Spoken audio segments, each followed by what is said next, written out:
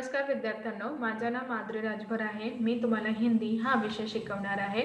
आज विद्यालयात तुमचं स्वागत करत आहे. आज जो आपल्या समोर धडा आलेला आहे त्याचं नाव काय? जंगल. काय आहे? जंगल. आणि हा धडाचा हा तिसरा सीझन आहे.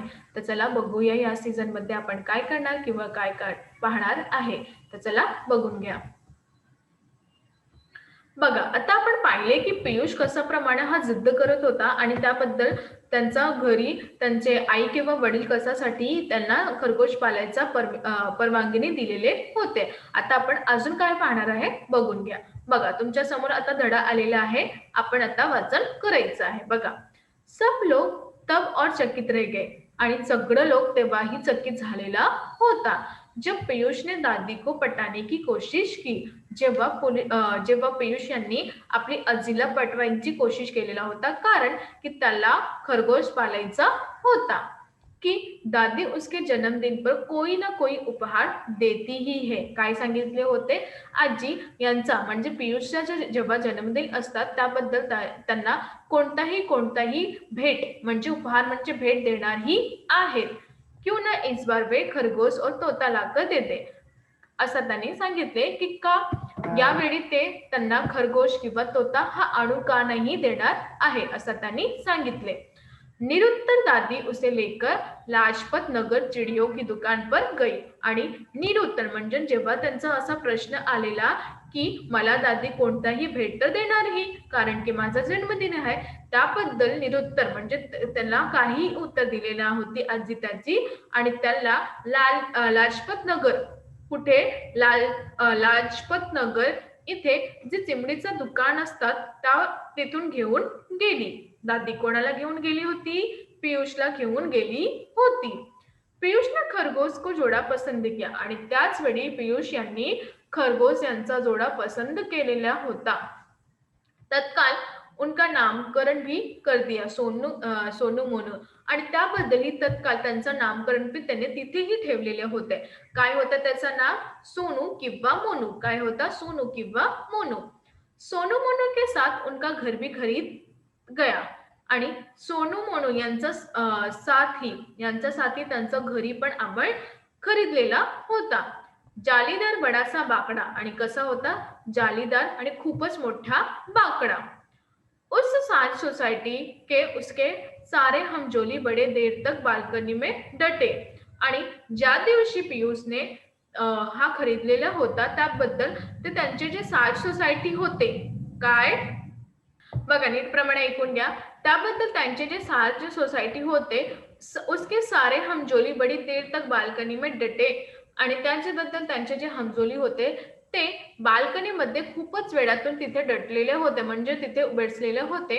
आणि खरगोश को देखते सहराते रहे और पीयूष के भाग्य से ईर्ष्या करते. आणि खरगोशला काय करते? सहरते, देखते आणि पीयूष यांचा भाग्यातून ईर्ष्या करत होते, कारण की मला पण हवे आहे पण माझी आई किंवा वडील नाही घेते. आणि पीयूषचे घेतलेले हात ते जे ईर्ष्या होते ते त्यांच्या मनात आलेले होते.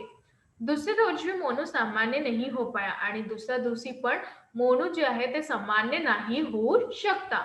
पीयू को भी दादी ने प्ले स्कूल भेजना मुनासिब न समजा. आणि पीयूष जे आहे त्यांना पीयू म्हणतात.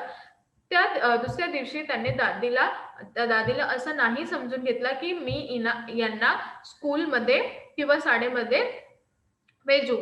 पीयू उसका घर का नाम था. आणि पीयूषच्या घराचं नाव काय होता? पीयू असा होता. पीयूष घर में रहेगा तो दोनों एक दूसरे को देख ढाढस महसूस करेंगे. आणि पीयूष जेव्हा पीयूष आणि मोनू एका घरी राहणार तर ह्या दोघं एका किंवा एकमेकाशी देश धाडस असं महसूस करणार आहे असं त्यांना वाटत होते. उन्होंने स्वे भी कॉलेजांना स्थगित कर दिया. आणि त्यांनी पण कॉलेजला नाही गेले आणि स्वतःसाठी स्थगित केले की कारण मी नाही जाणार असा. सुबह मोनूने दूध के कटोरे को छुआ तक नाही. आणि सकाळी मोनूने दूध यांचा कटोरा पण पाहिलेला नाही किंवा त्यांना पकडले पण नाही. नहीं बगल में रखे सोनू की खाली दूध के कटोरे को रह रह कर सुंगता रहा. आणि त्याचा बगला म्हणजे त्यांच्या समोरमध्ये किंवा बगलमध्ये सोनूचा हा खाली दूधचा कटोरा ठेवलेला होता. तर ते का करत तर राहत राहत त्यांना सुंगते आणि त्याबद्दल उन्हें मोनू की चिंता होने लगी आणि ते असं करत होता आणि त्याबद्दलही लोकांना मोनूची चिंता अजून झालेली होती. कळलं की नाही? हो. तर चला अजून काय आहे बघून घ्या. तविषा अपराध बोध से भरी हुई थी आणि जे तविषा आहे ते अपराधून बोधातून भरलेली होती. मांडवी दीने उससे अपने संशय बांटा आणि मांडवी दीने त्यांनी आपला संशय त्यांना बांटले. चावल की टंकी में घून हो रहे थे. चावल हा टंकीतून घून झालेला होता. नीटप्रमाणे ऐकून घ्या. चावल या टंकीतून घून झालेला होता. उस सुबह उसने मारने के लिए डाबर की पारे की गोलियां की शीशी खोली थी आणि त्या दिवशी सकाळीही त्याने काय केली होते त्याला मारूनसाठी घून यांना मारूनसाठी डाबर यांची पारीची गोळ्या जे पांढऱ्या पांढऱ्या रंगाचं गोल गोल होते ते तुम्ही घरा पण ठेवतात त्यांना म्हणतात. ते गोलियां शिशी खोली तो चावले में डालने के लिए आणि ते शिशी उघडली होती चावलमध्ये टाकायचं. शीशी का ढक्कन मरोडकर जैसे ही उसने ढक्कन खोला आणि त्याच वेळी शिशीचा ढक्कन मोडून त्याने जसे ही ढक्कन उघडलेला होता कुछ गोलियां चिटककर दूर जा गिरी थी आणि काही जो गोळी होते ते खाली पडलेला होता. गोलियां बटोर उसने टंकी में डाल दी थी आणि गोळी जी आहे त्याला गोळा करून त्याने टंकीमध्ये टाकलेली होती. फिर भी उसे शक है की एकाद गोली उसने आने कोने में छूट गई होगी और आणि त्याला असं शक होता की एकाद गोली इथे तिथे किंवा कुठे पडलेल्या आहेत का असं त्यांच्या मनात आलेला होता. दादी मोनू मेरे साथ खेळता क्यों नहीं. तेवढ्यात पियुषने यांनी आजीला आपली दादी किंवा आपली आजीला सांगितले की पियुष हा माझ्यासाठी काही ना खेळत आहे. मी असं खेळत आहे परंतु ते नाही माझा बरोबर खेळत आहे असं त्यांनी सांगितले. बेटा सोनू जो उससे बिछड़ गया. तेवढ्यात आजीने काय सांगितलंय की सोनू हा त्यांच्यातून बिछडून झालेला आहे वो खूपच दुखी है. ते खूपच दुखी आहे. दोनों एक दूसरे के साथ रहने की आदत पड गई थी ना आणि दोघांना एकमेकाशी राहण्याची आदत पडलेली होती ना असं आजीने त्यांचं उत्तर दिले. तुम्हाला कळत आहे की नाही? लवकरच लवकर सांगा. नाही कळणार तर तुम्ही पुन्हा विचारू शकता. कळलं? हो. तर चला अजून बघून घ्या. बघा मुझे भी तो सोनू के जाने का दुख है. त्याने काय म्हणाले मला पण तो सोनूचं जाण्याचं दुःख आहे. दादी क्या हम दोनों भी मर जाएंगे. आणि तेवढ्यात पियुषने असा प्रश्न विचारले की दादीला चांगले वाटले नाही. काय म्हणाले दादी आम्हाला पण दुःख आहे तर आम्ही पण आमचा पण मृत्यू होणार का असं. मांडवी दीने तडप कर पियू के मुंह पर हात रख दिया. तेवढ्यात जे मांडवी ताई होत्या त्याने तडपून पियू यांच्या तोंडावर हात आपली ठेवली. कळलं की नाही? हो. डाटा और ऐसे बुरे बोल क्यों बोल रहा है. आणि खूपच जोरात त्यांनी ओरडले आणि काय बोलले असा काय तो सांगत आहे. हा खूपच बुरे शब्द आहे असा तू काय सांगत आहे असं त्यांनी बोलले. पियूने प्रतिवाद किया आणि त्याबद्दल मी पियू यांनी प्रतिवाद केलेला होता. का? बघा आपने ही तो कहा था ना दादी दुःख से मर गया सोनू तो दुःख से मर गया. तेवढ्यात त्याने काय म्हणाले आपल्या आजीला तुम्ही मला सांगत होते ना आजी की सोनू हा याचा हृदयामध्ये खूपच दुःख होता आणि त्याबद्दलही त्यांची मृत्यू झालेली आहेत ना. कहा था ना सांगितले होता ना तुम्ही. उसे अपने माँ बाप से बिछड़ने का दुःख आहे. त्यांना आपला आई किंवा वडील यांचा बिछड्यांचं दुःख आहे असं त्यांनी सांगितले. जंगल उसका घर आहे आणि हा जंगल त्यांचं काय आहे घर आहे. जंगल में उसके माँ बाप है आणि जंगलातून किंवा वनातून त्यांचा आई किंवा वडील आहे. तुम तो अपने माँ बाप के पास हो ना आणि तेवढ्यात आजी त्यांना सांगितले तुम्ही तर आपल्या आई किंवा वडील यांच्या साथ आहेत ना. दादी हम मोनू के उसके माँ बाप से अलग रखेंगे तो वो भी मर जाएगा ना. तेवढ्यात त्यांनी काय म्हणाले की दादी आपण जेव्हा मोनू यांचा आई वडील यांच्यासाठी खूपच दूर राहणार तर मोनू यांना पण दुःख होणार ते पण त्यांचे पण मृत्यू होणार ना असं त्यांनी सांगितले. मानवी दी निरुत्तर हो आई आणि तेवढ्यात मानवी दी यांना काहीही पटत नव्हता की मी याचं उत्तर काय देऊ. तर काय बोलली ते निरुत्तर म्हणजे काही उत्तर दिले नाही आणि त्यातून परत आली. दादी हम मोनू को जंगल में ले जाकर छोड़ देंगे. तेवढ्यात पियुष यांनी तुरंत परत सांगितले की आम्ही मोनू यांना जंगलातून सोडून येणार असं त्यांनी सांगितले.